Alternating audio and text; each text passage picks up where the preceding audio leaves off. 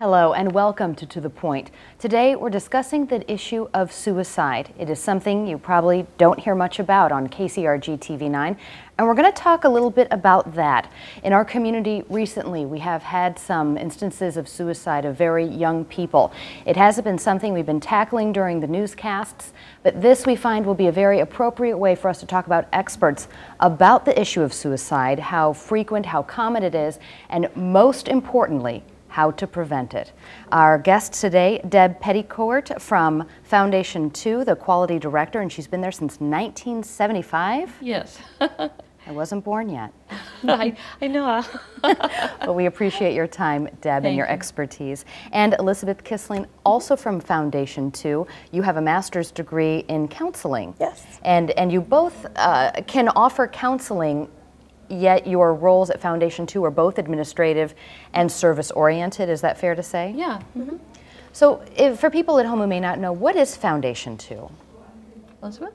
Sure. Foundation 2 was started in 1970 by a group of Coe College and Kennedy High School students and staff to be an alternative resource for people in crisis.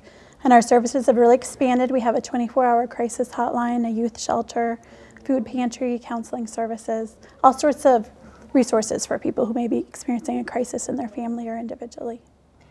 KCRG, we've been struggling, honestly, in how to cover the recent suicide of a middle school student at McKinley. As a rule, we do not cover suicides because there's a lot of evidence to show that it creates a contagion effect, especially among young people, especially when it's romanticized and glamorized by the media, that there is, for whatever reason, we see a replication of that behavior.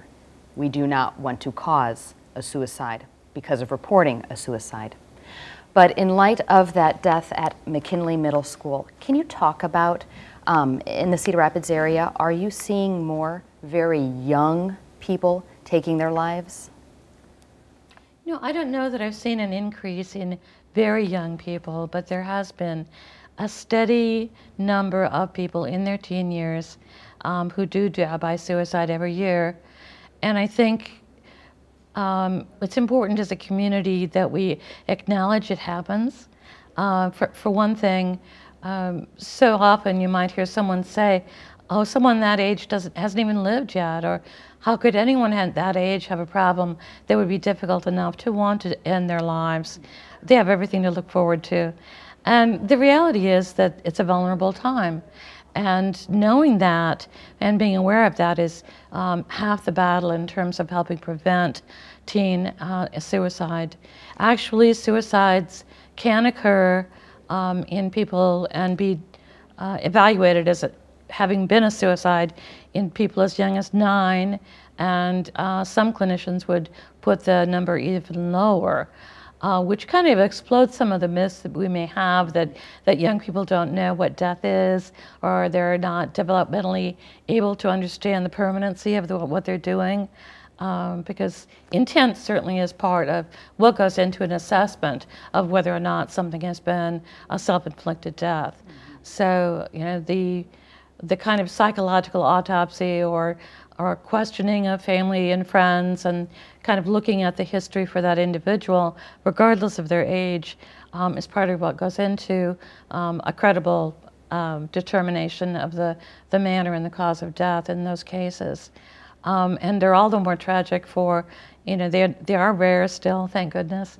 Mm-hmm. But the tragedy is that no one death only impacts one person. It impacts, you know, as many as an immediate family, or even larger, entire school community or entire living community. So it takes its toll, and in a way that many other deaths do not, because of how difficult it is to talk about it, mm-hmm. how hard it is for people to know what to say to a grieving family member, and you know, then it's also unfortunately a situation that's so rife for rumor. Well, I heard this and I heard this, and then you have now the explosion of social media, which leads to a lot more kind of uncensored mm-hmm. speculation. Yeah. I know Elisabeth was talking to me earlier today about some of the things that she's seen on Facebook and social media that concern her with mm-hmm. that regard. Would you speak to that, Elisabeth? Sure. You know, I have noticed sometimes when someone dies, their Facebook or social media page continues, and there may be comments from people that maybe weren't fans of that person, and maybe negative comments that. Oh my gosh! Even after the person has died. I'm so sorry. No, you're probably. We'll take a quick break, and we'll come right back. You're totally. Yeah, I'll never live.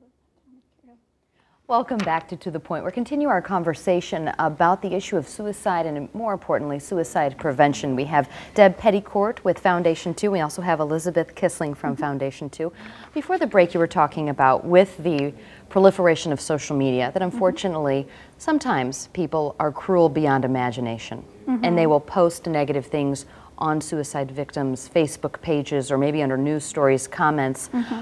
What is your obviously horror is your reaction, but speak more to that. I think it's a really easy way for people to, you know, maybe attack someone that they wouldn't feel comfortable saying those things to face sometimes, and it has such a huge repercussion. I think friends and family members can see that, and I think it just is harmful for anyone who reads those. And the comforting thing is that you have not seen this happening in our area. This is not a phenomenon you've seen on people's Facebook pages for victims here in Cedar Rapids and beyond. Not that I'm aware of. You know, it certainly could have happened. I don't monitor all of that, but you know, I think I was sharing too that when news outlets do have policies of not allowing comments in those very sensitive situations on news stories where someone has the opportunity to be very hurtful to a family member, when it wouldn't be a useful conversation to have those comments edited or not allowed, I think really is a good policy. And I'm someone who's very much in favor of letting people speak about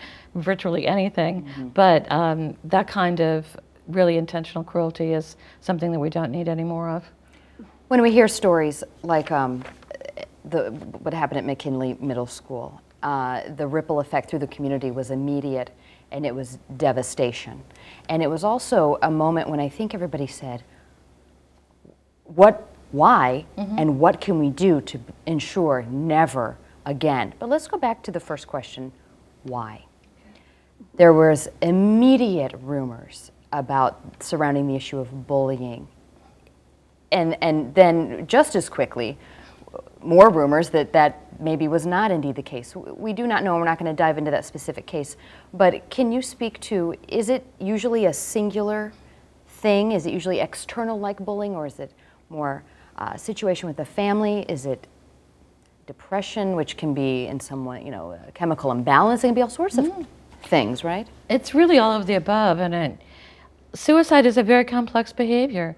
If you think about it rationally, if being teased or bullied and suicide were, you know, really directly correlated, there'd be an awful lot more deaths in the world than there are.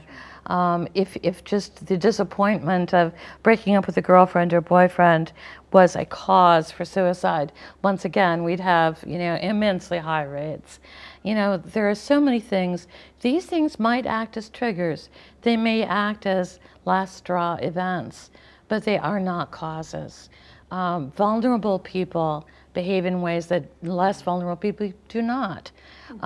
Someone who is predisposed through suffering from depression or a variety of issues, kids, for instance, that have diagnoses of conduct disorder or oppositional defiant disorder, depression, anxiety, those kids have a greater risk, lifelong risk of suicide. And we need to do things that we can do to empower and strengthen and help in any way we can, all people, but certainly the ones that are vulnerable. And I think it does no one a service to try to find, you know, a one-sentence answer, oh, they died because X. And simply isn't the case. It's probably a combination of external factors and internal factors, where a vulnerable person has perhaps gone through too many things. You know, maybe their, you know, home environment has been difficult or impoverished. You know, perhaps they have suffered a lot of losses along the way for, you know, that a child in another situation hasn't experienced. Maybe the frequent moves, lots of different schools, you know, family instability, you know, a predisposition perhaps to depression as a, just having people in your life that are negative a lot or don't have much hope for the future. And then you combine those with a few incidents where they feel left out or worthless or in a downward spiral and have no one to talk to or don't believe they have anyone to share that with. Let's talk about the fact that everyone who can see this program has someone to talk to. There's a 24-hour, 7 days a week, no holidays off hotline, and we do have that number for you, 1-800-332-4224, there on your screen. People who are finding themselves in a desperate moment, or even just they want someone to talk to and maybe have a loved one who could be going through crisis. This is the number to call. Talk about that service that you provide and how common is it for people to call? We stay busy. We've stayed busy enough that we need to continue to look for additional staff and find ways to cover the calls, but we really encourage you to call. If you are feeling in crisis and are not sure where to turn, or you're concerned about someone in your life who you think maybe would benefit from talking to a counselor or from some sort of intervention, please call us. And it's free. Yes, there's no cost. And I've sometimes talked to people who thought that they had to be at the end of their rope to call. Please don't wait till you reach that point. Please, if you start to feel like something's going on that maybe could be better, talk it through with one of our staff. And pick up that phone. So we talked a little bit about the immediate reaction in the community, the why. And now let's get to that next piece. Never again. What can we do? And is there something we can do as a community to make sure not just our young people, but no one gets to that point where they feel like suicide is even an option? What can we do? Well, I'd love to see this as a suicide-free community, and it's probably not going to happen that any place in the world will be totally free of suicide, but we can do a lot, I think, because I think most suicides are preventable. There may be a handful that were absolutely unforeseen and could not have been changed, but that's a very small number. We can start talking about suicide openly. We can encourage people to treat people they know. If suicide's touched your life because you have a coworker or a friend or a family member who's lost someone to suicide, please don't stay home and say, I just didn't know what to say. Please reach out to people and begin talking about it and saying, what can I do? Take the opportunity to learn about suicide, about warning signs. We have a lot of information on our website at Foundation 2, and we also have people who are more than willing to go speak to your church group, a civic group, you know, to talk to you personally about suicide prevention and what we can do as individuals and what we can do as a community. We do need to understand it happens, understand it's preventable. Even some of the things that if you know someone who's who may be suicidal, and this is one of the, a real life-saving tip right now, is please don't leave loaded guns in the home of an adolescent or anyone else you know to be in a suicidal state of mind. You know, most suicide deaths are by firearms with both genders in general. And, you know, essentially it's obviously one of the most lethal means available is a firearm. And people do not then think, okay, I can't do that, what's my next best option? Everyone assumes that, oh, they'll just substitute another method, so it doesn't matter. But that doesn't turn out to be the case. That making the means unavailable that someone had in their mind can buy you enough time for that suicidal crisis to have lessened and for there to be good intervention. This is excellent information. It's something I don't think we think about and we talk about. I definitely don't think it's something that we talk about until it is in our community in an immediate way. So some people may be saying, okay, so you've mentioned during this program that you don't cover it on KCRG, that news organizations in general don't cover suicides. But doesn't that further stigmatize and squelch the conversation? Yes, I think it's a very, very tough road to go. I think it's a delicate situation. Part of me wishes that the coverage of suicide could be like the coverage of a car crash, in the sense of there's no one generally that we're blaming or we're holding this up as a horrible human being or anything like that. This is a tragedy that we'd all like to have prevented. You know, I think that would be a lovely way to look at it. This didn't need to happen is probably true of most accidental deaths. And the fact that suicide is self-inflicted does not make that any less preventable in most cases. But we don't generally say, you know, well, let me teach you some things about suicide prevention.